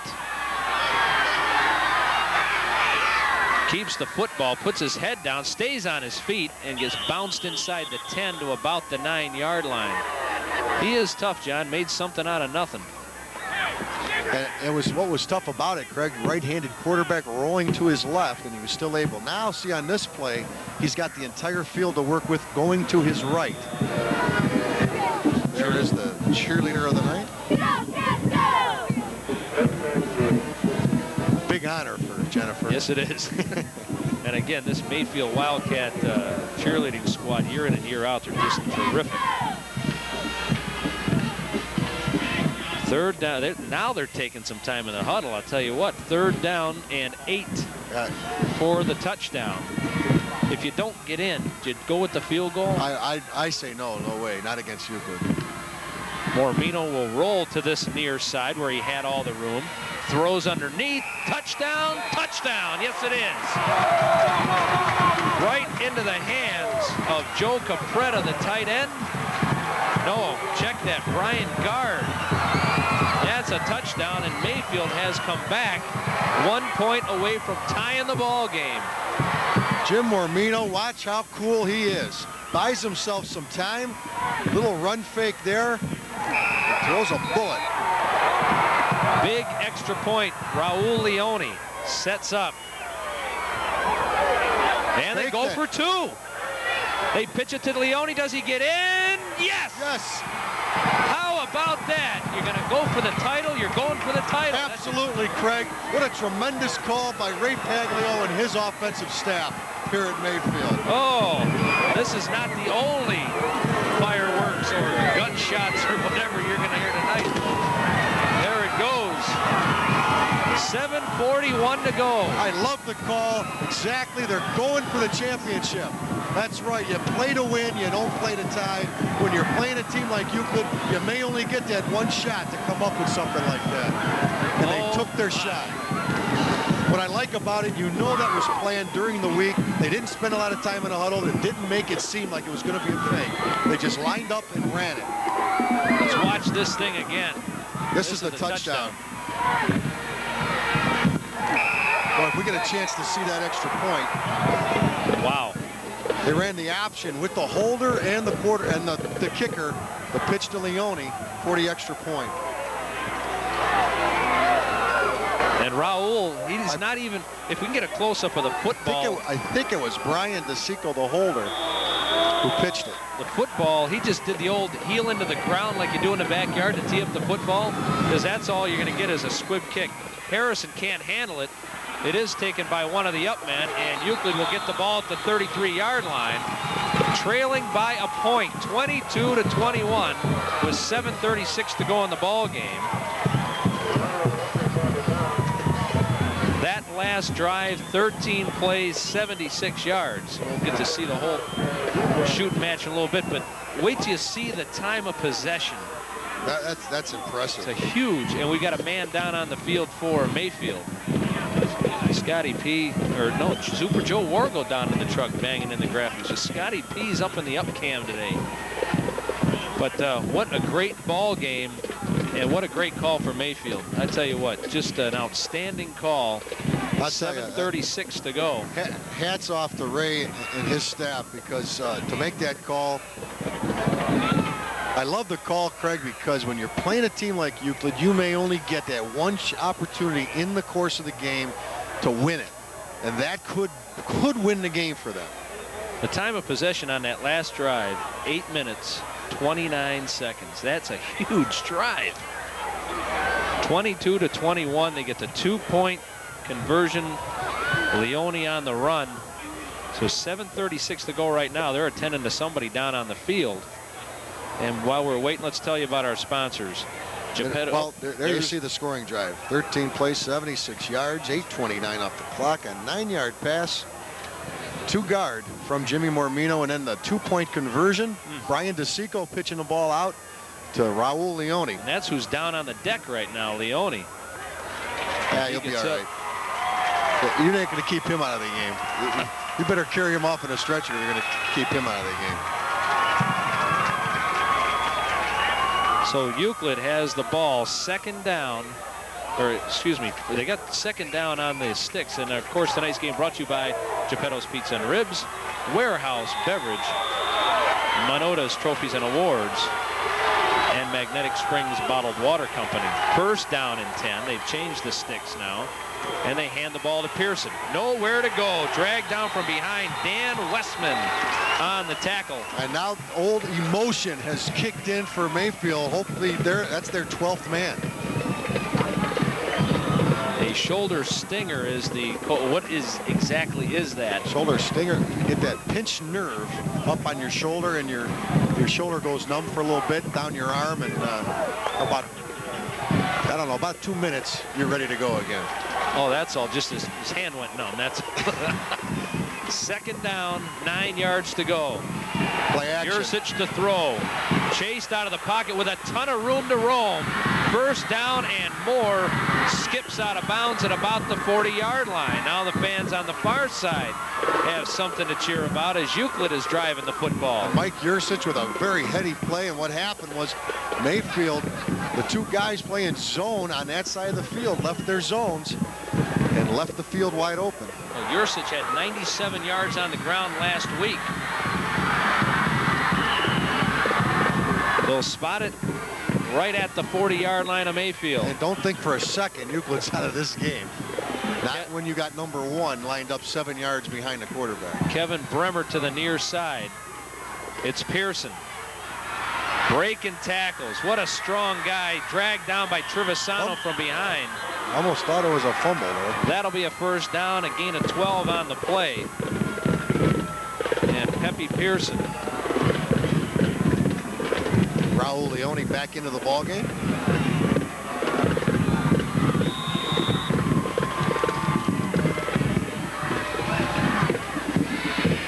$27-yard line for the Panthers. First down and 10. Bremer again to the near side.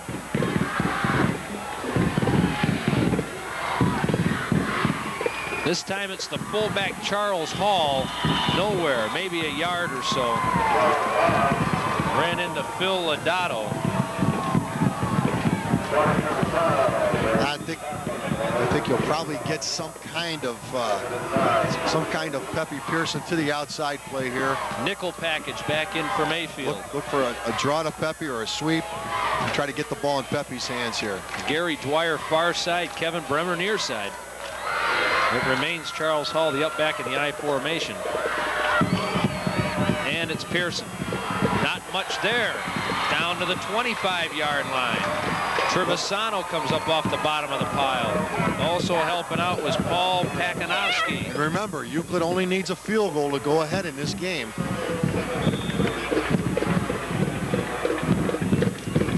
Third down and 7 to go. 5:20 on the clock. The clock is moving. Rob Harum, Coach Bank will feel comfortable from the 20-yard line and in for Rob, so they're close to that. James Driscoll into the game. He's on the far side as the wideout. Pearson with a huge hole, and he is going to be close to a first down, but I don't think he got it. I think he's about a half a yard shy. Joe Capretta and decision on the tackle. Decision time now if they don't get it. Well, you're inside the 20 or to the 19. It'd be about a 36-yard attempt from the left hash. Is that where you want your right-footed kicker? Well, every kicker's different. I mean, I'm sure Coach Bank knows his kicker better than anybody. So this could be the ball game. And they're going for it. And Mayfield, they get everybody on. Fourth down and a yard to go. Full house backfield. Hall the up back, Harrison the middle back, and Pearson the deep back. And it's Harrison, first down. Fumble the football, they blow it dead. Oh my. They blow it dead down at the 16 or 17-yard line. And wow. If we get a chance to see this at ground level, we'll see if he was down or they ruled it forward. Progress was stopped. John Stedman. Well, if you ask the Mayfield fans, you got the answer. Watch it again. Oh boy, watch it. As forward progress was stopped. I don't know if we could we hear the whistles on that replay? We'll try it again here after this play. First down and 10 for Euclid. The ball at the 16-yard line. 4:13 to go.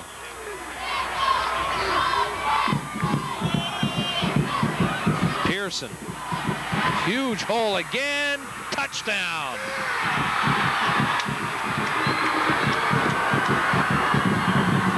Pepe Pearson goes into the end zone from 16 yards out. Flags fly in the end zone, but it doesn't. It's a post touchdown foul no matter who it's against. And Euclid has answered back. Well, the bad thing about that is that moves Euclid a yard and a half closer to the two-point conversion, which I'm sure they'll go for the... No, they got the kicker out there. Rob Harum is out there. They may rethink this now, a yard and a half away.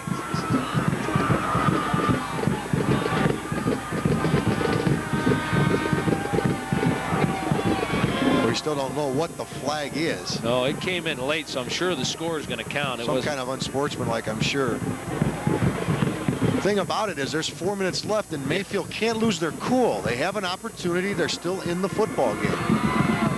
Pepe Pearson gets into the end zone. Yep, they're going to go half the distance to the goal. Pepe Pearson gets into the end zone for the first time. And Euclid wants to take a timeout. Tom Bank going to come on the field and get the... Unsportsmanlike conduct against the defense will be assessed on the try for point. Timeout, Euclid. So with 4:01 to go, Euclid leads by 5. Maybe 6 if they go for the extra point. Maybe 7 if they go for 2. Yeah, they're going for 2. They're definitely going for 2 now at the yard and a half yard line. And here's the scoring drive for Euclid. 8 plays, 64 yards, 3:35 off the clock. What a workman-like drive. Pearson's 16-yard run, and really the key play in the drive was that 3rd and 8. Yursich on the scramble, picking up 30-some yards on the scramble.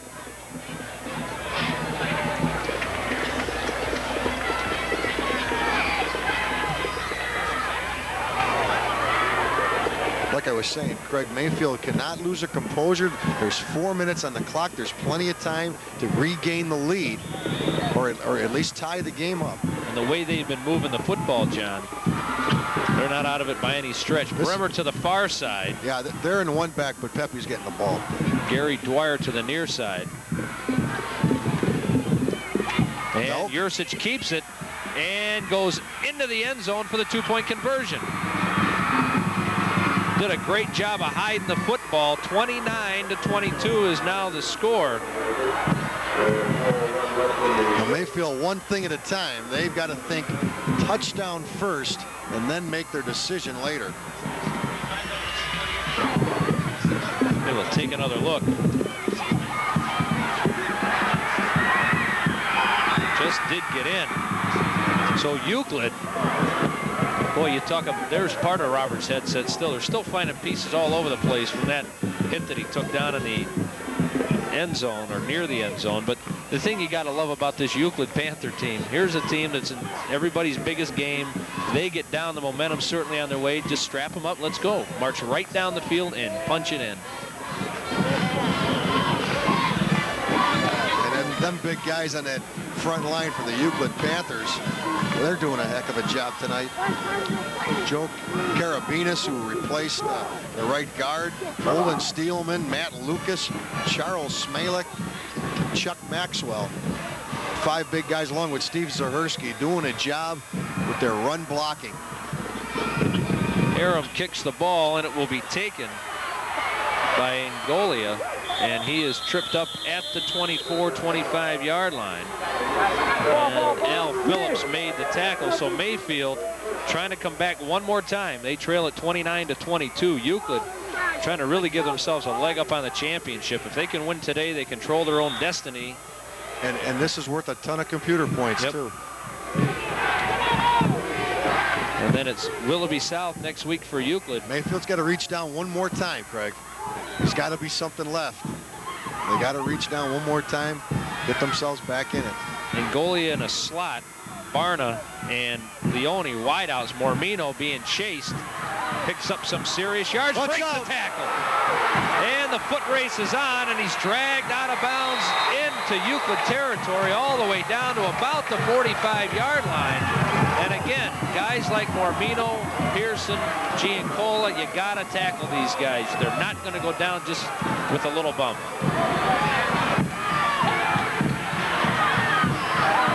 Great job of breaking a tackle of Sparky Burkett. Kevin Bremer dragged them down from behind. So Mayfield with some deep penetration now with 3:27 to go. And again, they keep the 3 receivers. Angolia and Barna and Leone. And Mormino on the delay to Giancola. Flags come flying in, and that'll be a hold, I'm sure. That would have been a gain of about 6 or 7. but a flag right in the area of holding. This is not when you can have those self-inflicted wounds. Oh, that's costly. That's costly. Personal foul is even worse. Wow, that's 15 from the line of scrimmage.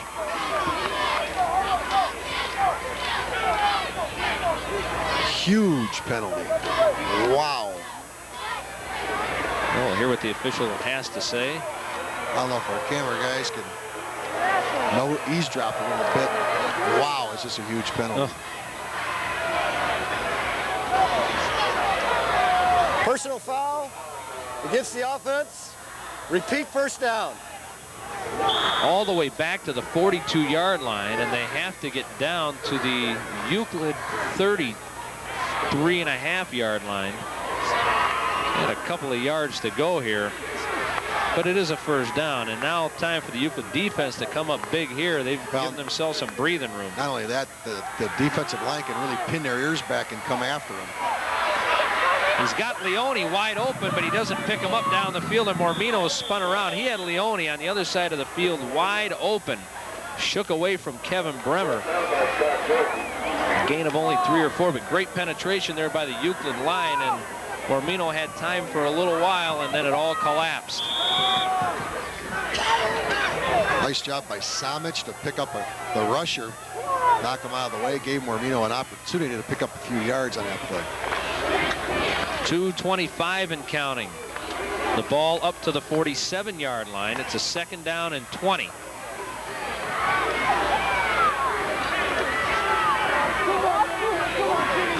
Mormino to throw. Gets it away, and it's incomplete. Flags fly, and I think we might have a roughing the passer. Late hit? Yeah, it might be. Mormino got laid out, but we'll have to see. If this is, oh, no, Euclid is celebrating. It must be against Mayfield. Wow. They have really killed an ineligible man downfield. Not the big penalty like you would have thought. Self-destruction here. Boy, and how. I'd like to see that again if we got it. If we can get that again. See if we can find a lineman downfield on that. Again, good coverage in the defensive backfield for Euclid. It was a timing pattern on the sideline, and Mormino just didn't have enough on it. They might not even take this thing. Receiver was open. 3rd and 20. Here it is. Watch it again. It's the offense. Penalty. Decline. We have a 3rd down. Hard to see for us. I know one thing. If they're throwing a football and the lineman is in contact with a defensive lineman, even if he's downfield a couple yards, that is not an eligible man downfield. Well, incomplete pass anyhow, and that'll make it a 3rd down and 20. And now we've got what? Officials. I don't know if the clock is wrong. Down to 2:05 to go. 2 downs here to pick up 20 yards. Euclid may have dodged a serious bullet, but I tell you what, like the true champions that they are, they have come back and answered the call as they were down by a score of 22-21 and marched right down the field. And those big P words, those penalties will kill you. That 15-yard unsportsmanlike penalty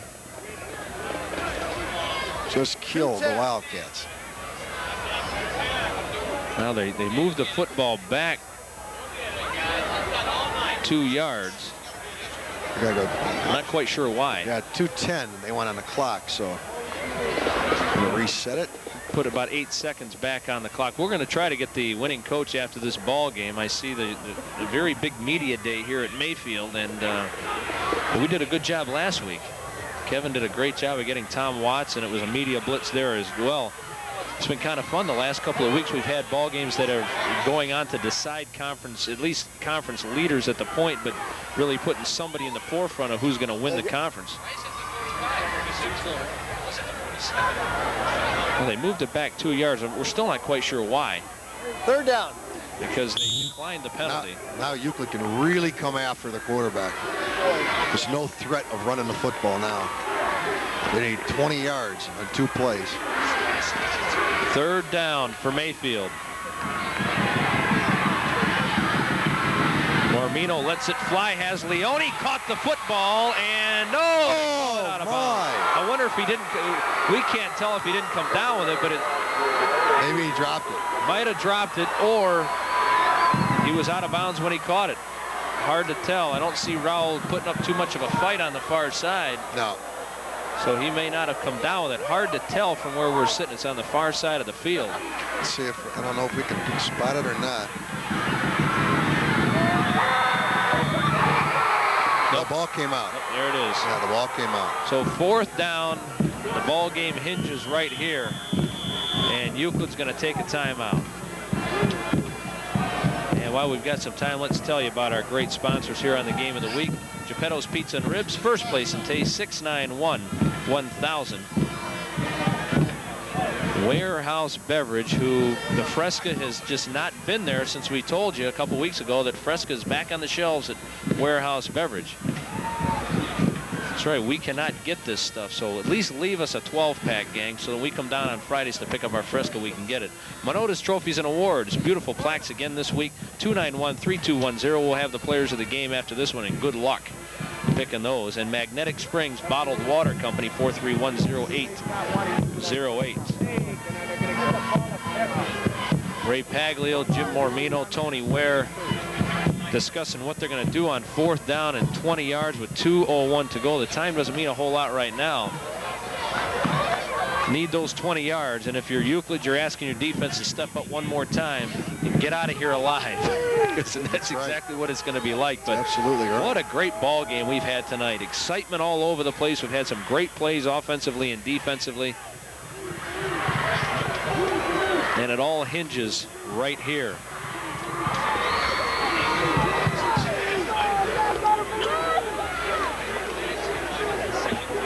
So what do you, obviously throwing the football. Yeah, there's not a whole lot of great plays, Yeah, 4th and 20. You got to pick one, and you got to try to execute it and hope for the best. Leone and Brian Gard, the man who caught the last touchdown pass, go to the far side. Angolia is in the slot on the far side. And so they got trip receivers to the left. And I think it's Craig Barna here on the near side. Mormino rolls that way again, sets and fires, has Leone caught the ball. First down. Oh my. He was just about on his keister when he caught that thing. What a catch, and that's a first down. He's a winner, Craig. He'll make plays like that for you. The kid's a winner. And Jim Mormino, boy, what a ball game Jim's played. Talk about some big plays. Kevin Bremer was, Kevin, you couldn't have done any better. You were all over that guy. And he just made a spectacular play. Minute 40 and counting. Mormino under center. Will roll near side. Pass, Leone again, down to the 13-yard line. They'll stop the clock to move the chains. This is unbelievable. They're doing an outstanding job, Craig, of finding the seams in the zones. I'm really shocked that Euclid hasn't locked up man-to-man on these Mayfield receivers. That time it was Al Phillips who slipped and fell on some slick turf down there, and that allowed Leone to shake loose. See if Euclid doesn't lock up man-to-man now. Minute 22 and counting. No, looks like zone still. They're going to fire it up again. Mormino may have to run with the football, and he does, and he skips out of bounds. Does he get out of bounds? Looks like it, but no sign yet. Nope, nothing. They're going to leave the clock running. Mormino did a good job of picking up a lot of yardage, and the clock has stopped. And Mayfield did call timeout, according to the folks down below, with 56 seconds to go. It'll be a second down and about one. A 9-yard gain by Mormino on the ground, and this guy has come up big as well. Yeah, he really has, Craig. I'm shocked, totally shocked that Euclid has not gone man-to-man, locked up with receivers. They have outstanding athletes in the secondary. Yet now you're not going to have people running free through your zones. They're only rushing 4 guys. Mormino's sitting back there and just waiting for somebody to come open. And with that arm that he has, and Ray Paglio has said that he really expects him to go on beyond high school ball. He feels he's got the talent to play in the MAC conference. We'll just have to wait and see what happens come next year. But that's the kind of talent you're talking about. And if you give them time, forget it. 56. Basically what you got, Craig, you got 3 plays. You got 3 plays to get it in the end zone from the 4-yard line. You can still pick up a first down. Up a first down. The question from the truck is, then what do? You go for 2 or 1? You go for 1. See what happens. Yeah, so you got to get the touchdown. See what happens first. if they can get in the end zone. Now Euclid's coming with a blitz. Mormino being chased. Looks in the end zone. Almost picked off. Kevin Bremer. Would number 1 have picked it off, and number 2 may have gone 100 yards for a score. What a great play. And they went man-to-man that time, and they came with the blitz and put pressure on him. Watch it again. See the pressure weakened his throw a little bit. Bremer looked like he was almost just happy to knock that thing down, but really by the time it got there, he might have been able to. The game's over if you catch it. Sure is. 3rd down, 1 yard to go. Got to get the first. And got to get the first to give yourself 4 more chances. Mayfield again taking all kinds of time getting the play in. Oh boy. Brian Gard just got into the huddle right now. They're going to have to get this thing off. No way, Craig. They'll never get it off. There's confusion. There's no way they're going to get this off. Leone and Gard to the near side, and there you have it. Oh, jeez. Yeah, they had all kinds of problems getting the play in, and that was not the fault of Jim Mormino. He had to wait to see what the coaching staff decided to do there, and the play just came in late. Now you basically got 2 plays unless you can pick up this first down. 52 seconds to go, still plenty of time. I think, what, 1 timeout left, John? I think there's 1 left. Well, it's coming down to the wire. What a great ball game on the Cablevision High School Game of the Week. Craig Dees bringing it to you along with John Kramer. Mormino to throw. And Mormino's going to go down for the first time tonight, and there's that Euclid defense. Now they came with the blitz again, Craig. 4th down and 6 or 7 by the time they mark the sticks. And Mormino will take a timeout. Well, they've come up 4th and 20. Now you got 4th and 6. He came with the blitz like again. 8. Came with the blitz again.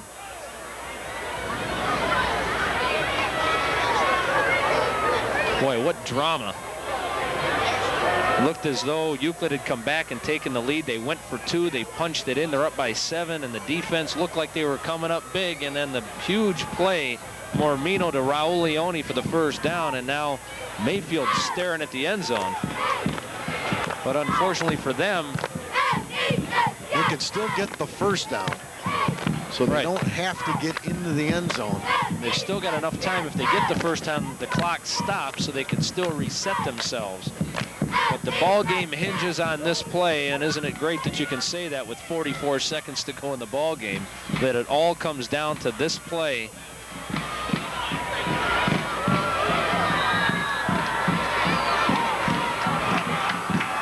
Mayfield sideline, all the players holding hands.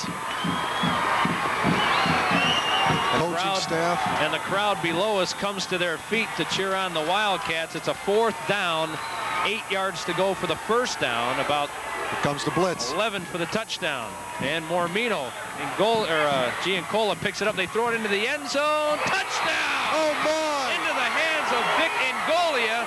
Touchdown Wildcats. Unbelievable. And what a play by Jimmy Mormino. Do they have another timeout? I think they've got 1. Watch it again. Kevin Bremer got turned around. Vic Angolia. Oh, and to answer your question, you kick it. Okay. You got the 2 last time. Be thankful you fooled them once. If they go for 2, you got to go with just a regular set and go for it. There is a timeout on the field. There's Ray Paglio. Pags is going to go on the field. I don't know if Tom Banks on the field on the far side or the special teams coach. What do you do? Try and win it or what? Oh, man. What a ball game This has just been unbelievable. It really has. And we were talking. Talk about 2 teams leaving it all on the field tonight. We were talking to Kerry W. Polachek before the game started about some of the games that we've done over the past year that like to put in the archives and hang on to. There's the scoring drive, and what a 10 beauty. plays, 75 yards, 3:34 off the clock, 11-yard pass. Victor Ngoli on the receiving end of a Jim Mormino pass. And now the extra point looming for the Wildcats, and it looks like they're going for 2, Craig. They're going for the win. The ball's on the left hash. But I think what Ray's saying is if we go OT, we're in trouble. We're in trouble. You know, Euclid probably has the advantage in overtime. So they go for the piece of the, or at least hopefully a piece of the crown if they can hang on and win out. And Euclid, one play away from icing, for all intents and purposes, the GCC crown. Comes down to this.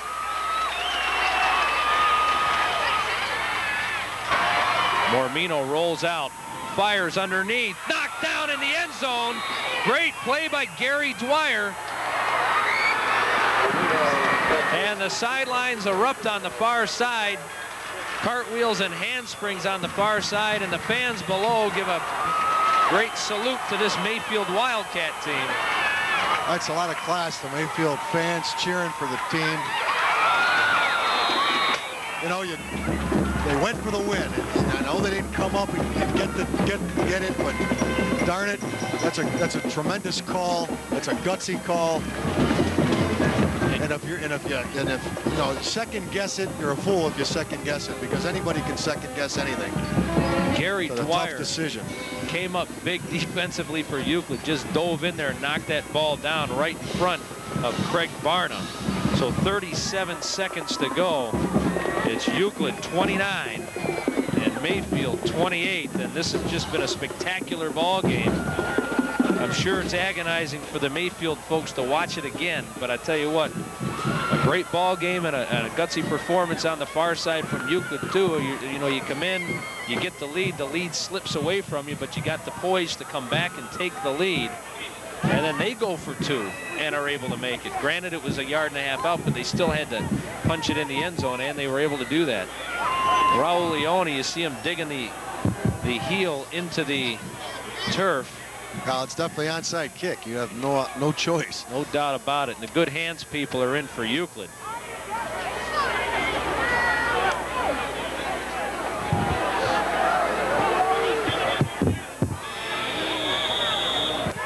Miracle is needed by Mayfield here.